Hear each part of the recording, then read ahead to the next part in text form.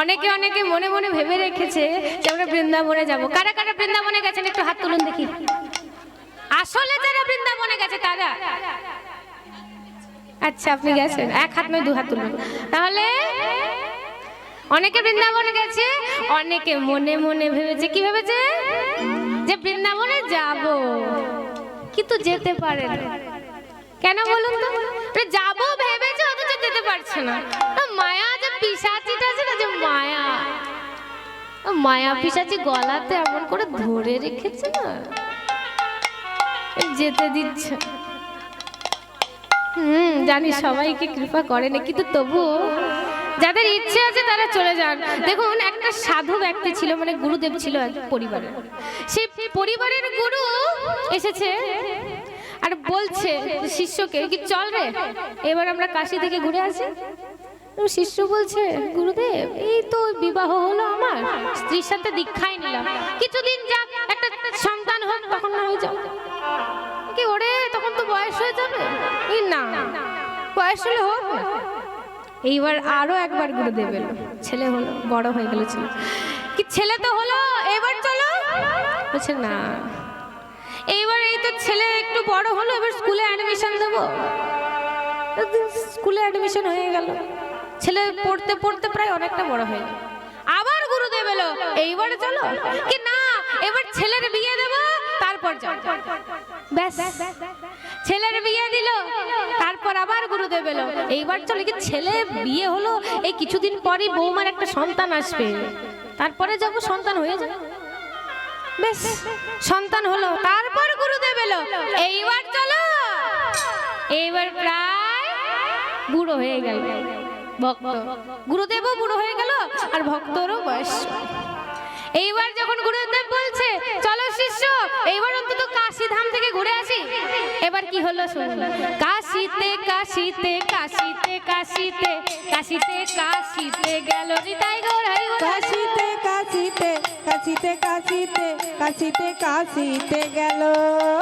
কাশীতে কাশীতে কাশীতে কাশীতে কাশীতে কাশীতে গেল। কাশীতে কাশীতে কাশীতে কাশীতে কাশীতে কাশীতে গেল। তাহলে কাশীতে কাশীতে কাশীতে কাশীতে কাশীতে কাশীতে কোথায় গেল? কাশী চলে গেল। আরে কাশতে কাশতে কাশতে কাশতে চলে গেল কাশী। শরীর নিয়ে যাওয়া হলো না, চলে গেল। তাই বলছি সময় থাকতে কি করবে, ঘুরে নিন। দেখুন অনেকে অনেক কিছু ভেবে রেখেছে, অনেকে নতুন নতুন শাড়িগুলো গুছিয়ে বাগিয়ে রেখে দিয়েছে, এই ঘরে বিয়ে বাড়ি হবে তখন পরবো সুন্দর সুন্দর শাড়ি। দেখুন আমাদের অন্নগত প্রাণ কামিনীগত, মানে কখন কি হবে কোনো ঠিক আছে? কোনো ঠিক নেই। যার যেটা ইচ্ছা সে সেটা করে নিবে। ঘোরার ইচ্ছা আছে যাবো, হ্যাঁ ঘুরতে যাবো। সৎসঙ্গ করার ইচ্ছা আছে, হ্যাঁ আমি সৎসঙ্গ করবো। একবার করে দেখুন, একবার সৎসঙ্গ করে দেখুন, দেখবেন ভগবানের কৃপা পেয়ে যায়। আচ্ছা বলুন তো মা, সম্পর্ককে ধরে রাখা উচিত নাকি ছেড়ে দেওয়া উচিত? কি ছেড়ে দেওয়া উচিত? দেখুন দেখুন বাবারা মায়েরা কি বলছে, বলছে সম্পর্ককে ছেড়ে দেওয়া উচিত। কথাটা দেখুন না, সম্পর্ককে ধরে রাখা উচিত কি ছেড়ে দেওয়া উচিত? আপনারা বলুন, ছেড়ে দেওয়া উচিত মানে ধরে রাখা উচিত? ধরে রাখা উচিত। এইবার দুই হাত তুলুন, দুই হাত তুলুন, একটা এক্সারসাইজ করুন, দুই হাতকে তুলে এরকম করুন, করুন করুন, পেছন থেকে হাতগুলো করেন, করুন করুন। বাচ্চাটা পড়ে গেল, করে দিন, করুন, করে দেখুন, একবার করে দেখুন। এবার ছেড়ে দিন। আচ্ছা যখন ধরেছিলেন তখন ভালো লাগছে না, ছেড়ে দিলেন তখন ভালো লাগছে? ছেড়ে দিলে ভালো লাগছে। আর সম্পর্ককে কি করা উচিত? সম্পর্ক কোনোদিন ছাড়তে নেই। নিজের লোক নিজের লোকই হয়, বুঝেছেন? নিজের লোক নিজের লোকই হয়, কিন্তু সম্পর্কের প্রতি কর্তব্য যেটা আছে না, এই কর্তব্য যে ছেলে হয়েছে, ছেলেকে পড়ালেখা করাতে হবে, বড় করতে হবে, বিয়ে দিতে হবে, এগুলো হচ্ছে কি কর্তব্য। কিন্তু ছেলের বিয়ে দেব বলে কখন নাতি নাতনির মুখ দেখবো বসে রইল, এটা হচ্ছে মায়া। এগুলো হচ্ছে মায়া। সম্পর্কের প্রতি কর্তব্য করু। দেখো ভগবান মাথা দিয়েছে, হৃদয় দিয়েছে, দিয়েছে তো। মাথা কেন দিয়েছে? জগতের জন্য দিয়েছে, আর হৃদয় দিয়েছে ভগবানের জন্য। হৃদয় মন্দিরটা জগতের মানুষের জন্য নয়। জগতের মানুষকে আপনি হৃদয় দেবেন, আপনার হৃদয়টাকে ভেঙে দিয়ে চলে যাবে। কিন্তু ভগবানকে হৃদয় দেবেন, কি হবে? এই হৃদয় ভগবান কোনোদিন আপনার ভাঙতে দেবেন। ভগবানের মধ্যে এত শক্তি বিরাজমান। আমরা মস্তিষ্কে চালনা করি ভগবানের কাছে চাইতে যাই। আর এই মনটা দিয়ে বসে আছি জগতের মানুষকে, মেয়ে ছেলে বা স্বামী সবাইকে মনটা দিয়েছি। মনটা কিন্তু দিলে ভাঙবে। আজ না হোক কাল ছেলে না হয় মেয়ে, মন কিন্তু ভেঙে দিয়ে চলে যাবে। তাই সম্পর্কের প্রতি কি করতে হবে? আমাদের সকলকে কর্তব্য করে দিতে হবে। প্রায় 1টা বেজে গেছে, বেশি কথা বলবো না। লীলার মধ্যে আমরা প্রবেশ করেছি, লীলার কিছু কথা শ্রবণ করতে হবে, তাই না? তাই আজ গোবিন্দই আমার কোথায় দাঁড়িয়ে আছে? কদমতলার নিচে দাঁড়িয়ে আছে। তাহলে আজ আমরা যে লীলার বিষয় শ্রবণ করতে চলেছি, সেই লীলার নাম হচ্ছে শ্রী রাধিকার মানভঞ্জ। এই মান হচ্ছে কলহন্তরিতা নায়িকা। এবার বলবেন কলহন্তরিতা মানে কি? কোন নায়ক নায়িকার শ্রীচরণে, সেই কোন নায়ক নায়িকার শ্রীচরণে অবনত হওয়া সত্ত্বেও, মানে নত হয়েছে, সেই নারী কান্ত বা প্রিয়জনে, মানে যে প্রিয়জনটা আছে প্রথমে আপনার চরণ ধরেছে, কিন্তু তবু আপনি তারই অপেক্ষা করছেন, তাকেই বলে কলহন্তরিতা। মান হচ্ছে 2 প্রকারের। কি কি? সহেতু মান আর নির্হেতু মান। সহেতু মান কোনো কারণ বশত মান, আর নির্হেতু কোনো কারণ নেই অথচ মান। আজ শ্রীমতী রাধারানী আমার হচ্ছে কি? কলহন্তরিতা নায়িকা। সহেতু মান অর্থাৎ কোনো কারণ বশত মান। এই রাধারানীর মানটা কিভাবে হলো সেই বিষয়ে আমরা সকলেই মন দিয়ে শ্রবণ করব। আজ শ্রীমতী রাধারানী আমার কোথায় যাচ্ছে? যমুনায় জল আনতে যাচ্ছে।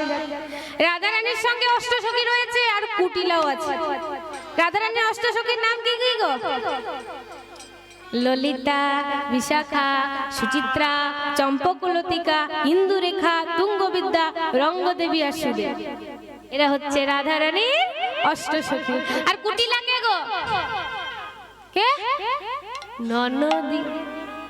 রাধারানীর শাশুড়ির নাম কি? কি নাম গো? কি? জটিলা। কেন ছিল তার নাম জটিলা বলুন তো? জটিলমতি ছিল, তাই তার নাম ছিল জটিলা। আরে কুটিলা ছিল কুটিলমতি। কেন? তাই তার নাম হয়েছে কুটিলা। কুটিলমতি ছিল বলে তার নাম ছিল কুটিলা। আমরা কিভাবে জটিলা কুটিলা হচ্ছে ভগবানের বিরুদ্ধে। আচ্ছা বলুন তো মা, আমাদের আসল ভগবানকে দেখুন। ভগবান তো একজন, ভগবান হচ্ছে একজনই, বাকি সবাই হচ্ছে কি? দেবতা। ভগবান হচ্ছে কে? কে কে কে গো বলুন? শিব না, শিব ভগবান। শিব হচ্ছে দেবতা। দেবাদি দেব মহাদেব বলে না? কেন বলে? দেব আদি দেব মানে দেবের দেব, তাকে বলে মহাদেব। দেবতা হলেন না। ভগবান হচ্ছেন স্বয়ং শ্রীকৃষ্ণ। কিন্তু কলিযুগের ভগবানকে মহাপ্রভু শ্রী চৈতন্য। যে কৃষ্ণ সেই কিন্তু চৈতন্য। চৈতন্য অবতারে আমাদের মতন অচেতন মানুষকে চৈতন্য দিয়ে গেছেন, হরিনাম বিতরণ করে গেছেন, তাই? তাহলে এই যে কলিযুগের ভগবান হচ্ছে কে? মহাপ্রভু। কিন্তু আসল ভগবান হচ্ছেন নারায়ণ। নারায়ণ থেকে হলো কৃষ্ণ, কৃষ্ণ থেকে হলো রাম। উনি বারবার এসেছেন নানা রূপে। দেখুন মহাদেব বলেছেন যে কৃষ্ণা ইজ গড, আর ইন্দ্র বলেছেন কৃষ্ণ ইজ গড, শনিদেব বলেছেন কৃষ্ণ ইজ গড, এবার কৃষ্ণ বলেছেন হ্যাঁ ইয়েস আই অ্যাম গড, মানে উনি হচ্ছেন ভগবান, উনি নানা রূপে আছেন। আমরা কেউ কেউ আছি যারা শিবকে আরাধনা করি, শিব রূপে উনি আছেন, শিব রূপে ওনাকে আমরা পুজো করছি, কেউ শিব রূপে পুজো করছেন, কেউ মা কালী রূপে পুজো করছেন, ওনারই সব, উনি হচ্ছেন একজন। আপনি যাকে পুজো করুন ওনার কাছেই যান, আপনার বিশ্বাস যাকে তাকে আপনি পুজো করুন, কি হ্যাঁ এই এই ভগবানকে ডাকলে বা এই দেবতা দেবীকে ডাকলে আমার ইচ্ছে পূর্ণ। শিব ভাবে ভজনা করলে ভগবানের কৃপা তাড়াতাড়ি পাওয়া যায়, কারণ শিবের নাম হচ্ছে কি আশুতোষ, অল্পতেই হন তিনি সন্তুষ্ট, তাই শিব ভাবে ভজনা করলে ভগবানের কৃপা তাড়াতাড়ি পাওয়া যায়। তাই আজ গোবিন্দই আমার কদম তলায় আলো করে দাঁড়িয়ে আছে, আর যেই না রাধা রানীকে দেখেছে কথা বলবার ইচ্ছে জেগেছে, কিন্তু কথা বলতে চাইলেও হবে কি, রাধা রানীর সঙ্গে আছে কুটিলা, আর গোবিন্দের সঙ্গে আছে দাদা বলরাম, সাত জাগলেও ইচ্ছে কি করবে, তাই আজ কে স্পর্শ করে গোবিন্দই আমার সংকেত করছে, কেমন হবে যে গোবিন্দই আমার রাধা রানীর কে স্পর্শ করে কি করছে সংকেত করছে। দেখুন ভক্তগণ, ভক্তিগতি মায়েরা বাবারা, ভগবান একা রাধা রানীকে সংকেত করে না, সবাইকেই করে। কেশ পেকে গেছে, প্রথম চিঠি চলে এসেছে, যাদের যাদের কেশ পেকেছে তারা যারা ভাবছে যে চুলের কালো রং করে রাখলে আমরা আমাদের বয়সটা বোঝা যাবে, দেখুন ভক্তগণ এটা প্রথম চিঠি ভগবান, ফিরে আয়, ভগবান ডাকছে যে ফিরে আয়, ফিরে আয়, আপন ঘরে ফিরে আসতে হবে, তাই না?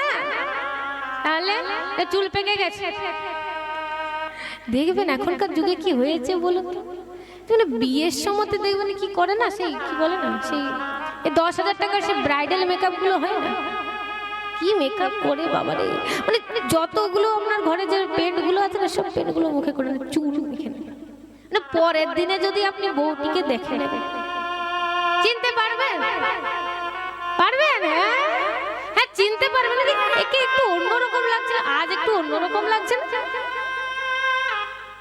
দেখুন বড় বড় ঝাড়বাতি পড়ে গো কানের মধ্যে, এত বড় ঝাড়বাতি, মানে কানের যে ফুটো আছে না, মানে যতটা আছে তার থেকে আর একটু বেড়ে যাবে, বড় ঝাড়বাতি। 10,000 টাকা দিয়ে মুখে রং লেপন করা হয়, দেখুন কি অবস্থা হয়েছে।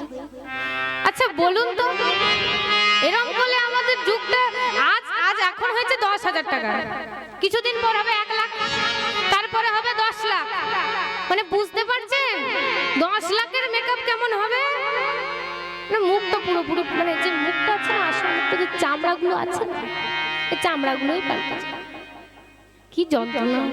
বড় বড় আরো এতদিন এত বড় বড় ঝাড়বাতি আমরা দেখেছি, আরো বড় যখন আরো যুগ আসবে তখন এত বড় হবে, মানে কানটাকে নিয়ে পুরোপুরি ঝুলে পড়বে। দেখুন এখনকার যুগে ফ্যাশন হয়েছে, হাসির কথা নয়, ফ্যাশন হয়েছে, হ্যাঁ হ্যাঁ সব নানা রকমের ফ্যাশন হয়েছে এখনকার যুগে। কি করে মেয়েরা বিয়ে বাড়ি যায় ভালো ভালো পোশাক পরে, অনেকে ভালো ভালো পোশাক পরে, অনেকে মন্দ পোশাক পরে, কাউকে কিছু বলার নেই, যার যেটা ইচ্ছে সেটা পড়তে পারে, তাকে বলবো কেন। কিন্তু এখনকার যুগে দেখবেন একটু ছেঁড়া সেই জিন্সের প্যান্ট গুলো হয় না, সেগুলোও বেরিয়েছে, ছেঁড়া জিন্সের প্যান্ট, মানে বুঝতে পারছেন, বলবে কি না ফ্যাশন, না পুরোনো জিন্সগুলোকে কেটে ছেটে বিক্রি করছে, বলছে কি ফ্যাশন। মানে আগে গোটা জিন্সটা নিতে আমাদের পয়সা বেশি লাগতো, এখন ফাটা জিন্স নিতে আরো বেশি পয়সা লাগছে। কিছুদিন পর ধুতি ছেঁড়া বেরোবে, মানে ছেঁড়া ধুতি গুলো হয় না, বলবে কি বাবা এই ছেঁড়া ধুতি পরেছেন কেন, না ফ্যাশন। হাসির কথা নেই, সত্য কথা, মানে যুগ নেই এমনটাই আসছে, দেখুন আপনারা বাস্তব কথা, ফ্যাশন হয়েছে এখনকার যুগে, চুল লেপন করা, রং করা, এসব করে কোনো লাভ নেই, আসল যেটা সেটা বেরিয়ে আসে, আজ না হোক কাল বেরিয়ে আসবে, এই মুখের চামড়াগুলো জড়ো জড়ো হয়ে যায়। আর ভগবানের প্রথম চিঠি হলো কি, যে মাথায় যদি কালার করেন চুলে, তাও এটা হচ্ছে প্রথম চিঠি, সংকেত করে দিয়েছে যে ফিরে আয়, তোকে আপন ঘরে ফিরে আসতে হবে। তাহলে এবার কি হলো শুনুন, এটা হচ্ছে প্রথম চিঠি। দ্বিতীয় চিঠি দাঁত ভাঙা, দাঁত ভেঙে ঝরে পড়ে যাচ্ছে। দ্বিতীয় চিঠি ভগবান বলছে এখনো সামলে যা, 40 হয়ে গেছে, আবার কি এবার তোর হরিনাম কর, হরিনাম করার সময় এসে গেছে। কিন্তু আমরা এখনো মায়ার গাছ হয়েই বসে আছি, কখন হবে নাতিপুতি, কখন আমাদের কোলে খেলা করবে। তৃতীয় চিঠি চোখে অন্ধ হয়ে যাচ্ছেন। দেখুন সময় বিশেষজ্ঞর কথা বলছি, এখনকার যুগটা উন্নত, এখন ছোট মেয়েদেরও চুল পেকে যাচ্ছে লিভারের দোষে, সেই কথা বলছি না, বয়স হয়ে গেছে, চুল পেকে গেছে, দাঁত ভেঙে যাচ্ছে। ভগবানের প্রথম চিঠি, দ্বিতীয় চিঠি। আর তৃতীয় চিঠি হচ্ছে অন্ধ হয়ে যাবে। এখনকার টেকনোলজির যুগ, ছেলে মেয়েরা পড়াশোনা বেশি করে, তাদের চোখ অন্ধ হয়ে যেতেই পারে, চশমা হতেই পারে, কিন্তু বয়স হয়েছে, চশমা পড়েছেন, তৃতীয় চিঠি। তাই ভগবান জগতের সবাইকে সংকেত করে আর বলে ফিরে আয়, তোকে আপন ঘরে ফিরে আসতে হবে। এটা হচ্ছে ভগবানের আপন। আমরা তো মায়ার ঘরে আছি গো, ঘরকন্যা করছি, তাই না? তাহলে এখন এমন সময় কি হয়েছে শুনে, এমন সময় মায়েরা আমার গল্প করছে, হ্যাঁ অনেক অনেক বেশি সময় নিচ্ছে, হ্যাঁ মায়েরা এইদিকে এইদিকে, গোবিন্দ কোথায় দাঁড়িয়ে আছে? কদমতলায়। যারা পেছনে গল্প করছে, গোবিন্দ আমার কদমতলা আলো করে দাঁড়িয়েছে, মন দিয়ে শ্রবণ করবেন, কেমন মা? আপনার গল্প করলে বুঝতে পারবেন না। গোবিন্দ এখন কদমতলায় আলো করে দাঁড়িয়ে আছে আর স্কেচ স্পর্শ করে সংকেত করছে। রাধারানী বুঝতে পেরেছে, আর এবার রাধারানী কি সংকেত করছে দেখুন, বহুমূল্যে যে মুক্তার হার ছিল সেটাকে ছিঁড়ে ফেলে দিল। আর কুটিলাকে বলল, কুটিলা আমার বহুমূল্যের মুক্তোর হারটা ছিঁড়ে গেছে, কি করি? কুটিলা বলছে শোনো, অন্তত মুক্তগুলো কুড়িয়ে নাও, ঘরে গিয়ে গেতে না। এই আজ রাধারানী আমার কি করছে, একটা একটা করে মুক্ত করে দিচ্ছে, আর গোবিন্দের দিকে চাইছে, চাই রে গোবিন্দ পানে, চাই রে গোবিন্দ পানে, চাই রে গোবিন্দ পানে, ওগো চাইলে গোবিন্দ পানে, মুক্তার মালা উড়াতে উড়াতে, চাই রে গোবিন্দ পানে, ওগো মুক্তার মালা কোড়াতে কোড়াতে, চাই রে গোবিন্দের পানে, একবার চাই কুটিলার পাড়ে, একবার চাই গোবিন্দ পানে, একবার চাই গোবিন্দের পানে, একবার চাই গোবিন্দের পানে, একবার চাই কুটিলার পাড়ে, একবার চাই গোবিন্দের পানে, একবার চাই কুটিলার পাড়ে, একবার চাই গোবিন্দের পানে, একবার চাই কুটিলার পানে, একবার চাই গোবিন্দের পানে, একবার চাই কুটিলার পানে, একবার চাই গোবিন্দের পানে, আহা মুক্তার মালা কুড়াতে কুড়াতে, চাই রে গোবিন্দ পানে, চাই গো হরি বল হরি বল, কোড়াতে কোড়াতে, চাই গোবিন্দের পানে,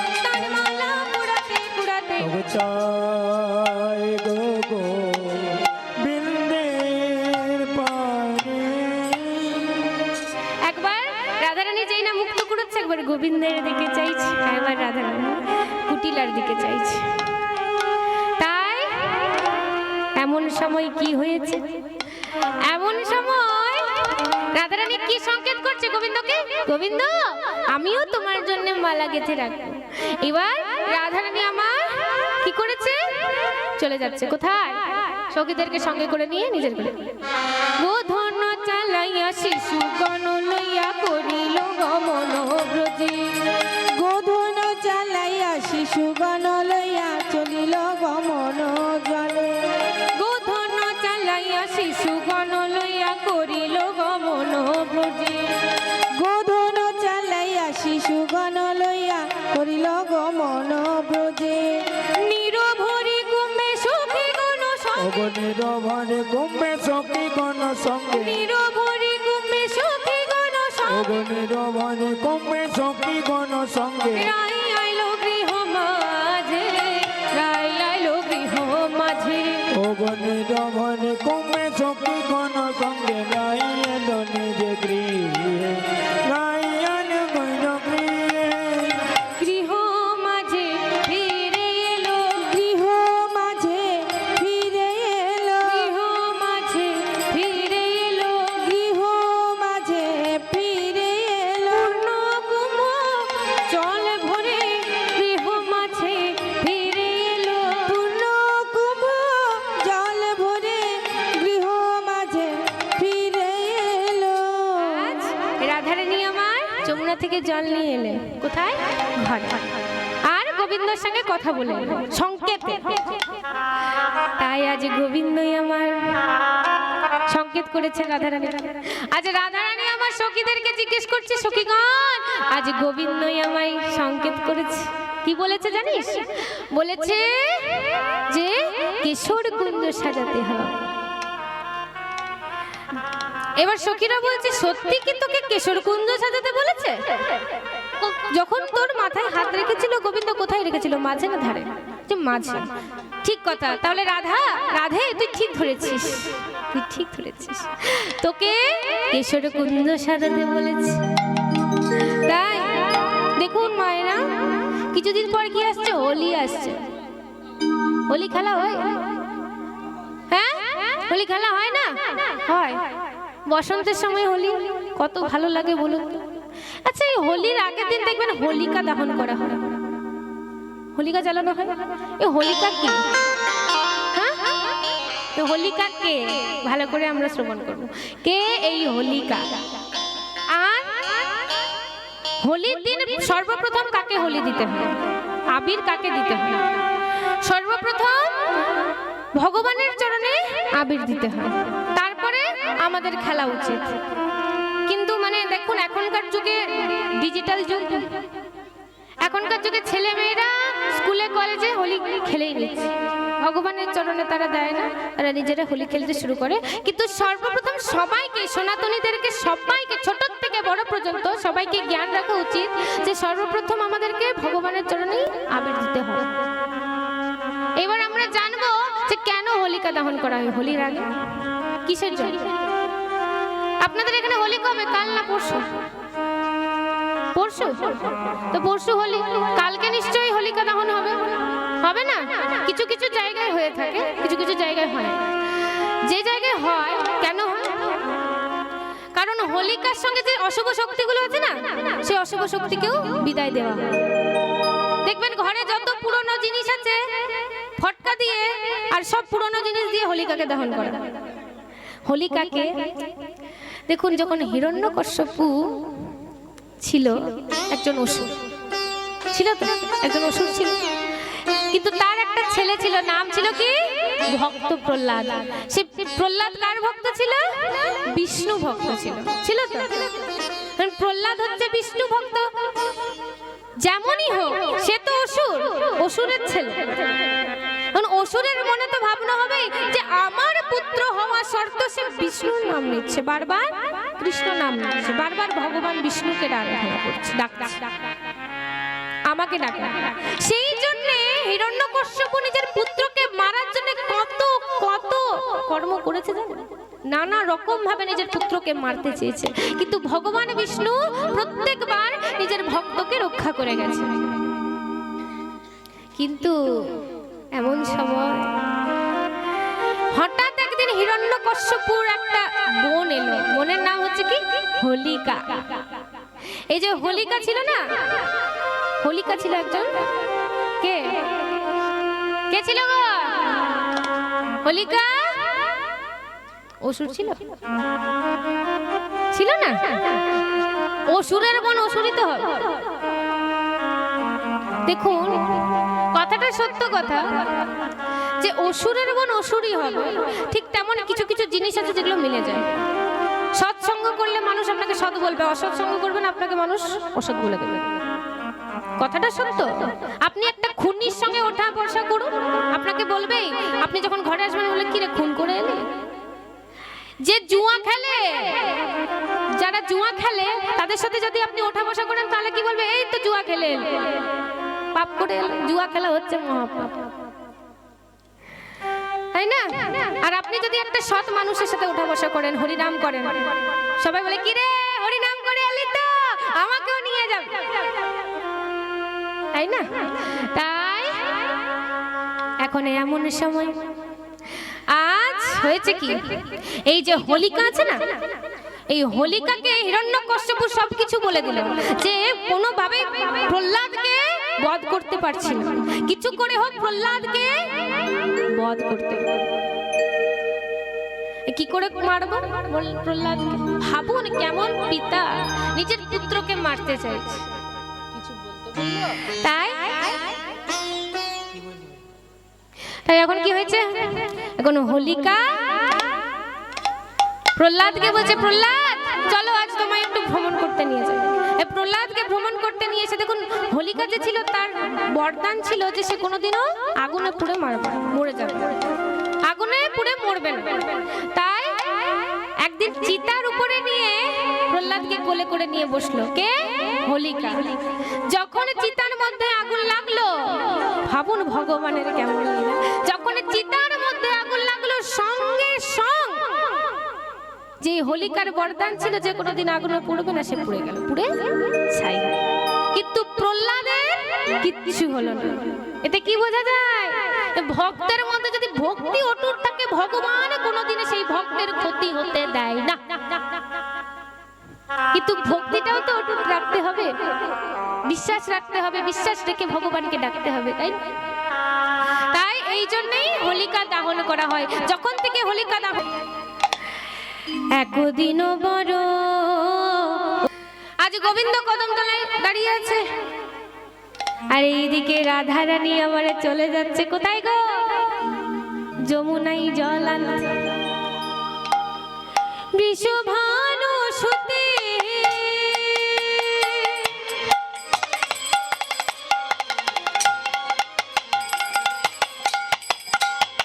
রাধে যাই গো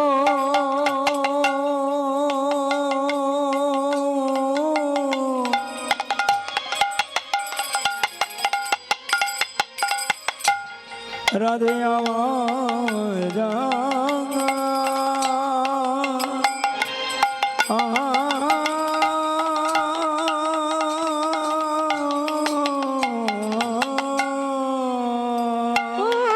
বৃষভানু সুতে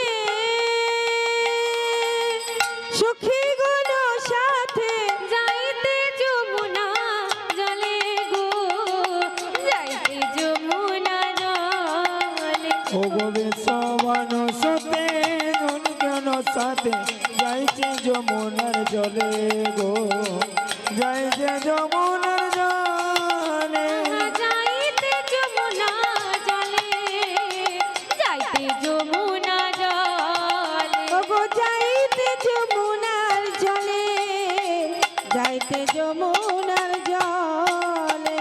তো গৌরব করে চলে যাই রে, কত গরম করে চলে যাই রে, গৌরব করে চলে যাই রে। ও গরবে কোটে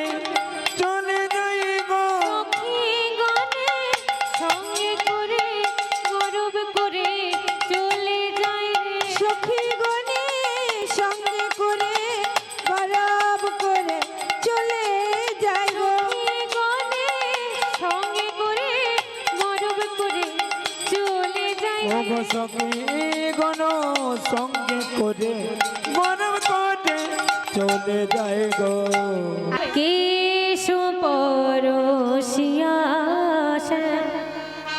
সঙ্গীত করলো কেশ পরশিয়া শ্যাম সংকেত করলা কেশু পরশিয়া সঙ্গীত করলো ও গো কেশ পরশিয়া সে সংকেত করে ও দুরজনী